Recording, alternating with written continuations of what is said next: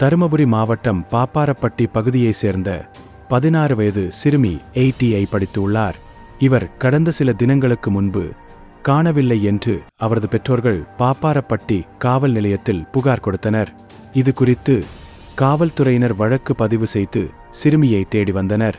இதில் தொப்பூர் பகுதியைச் சேர்ந்த ரஞ்சித்குமார் வயது 23 என்ற ஊர்காவல் படையைச் சேர்ந்த வாலிபர் சிறுமியை கடத்திச் சென்று சிறுமிக்கு தாலி கட்டி திருமணம் செய்து கொண்டு சிறுமிக்கு பாலியல் தொல்லை கொடுத்தது தெரியவந்தது.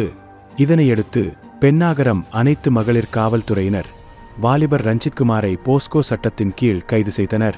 தொடர்ந்து விசாரணை மேற்கொண்டதில் இவர்கள் இருவரும் கடந்த 2 ஆண்டுகளாக இன்ஸ்டாகிராம் மூலம் பழகி காதலித்து வந்துள்ளனர்.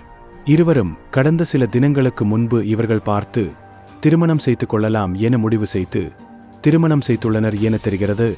2 வருடங்களாக இருவரும் பார்க்காமலேயே காதலித்து வந்தது தெரிய வந்துள்ளது. இதனையடுத்து காவல்துறையினர் வாலிபர் ரஞ்சித்குமாரை கைது செய்து நீதிமன்றத்தில் ஆஜர்படுத்தப்பட்டு சிறையில் அடைத்தனர்.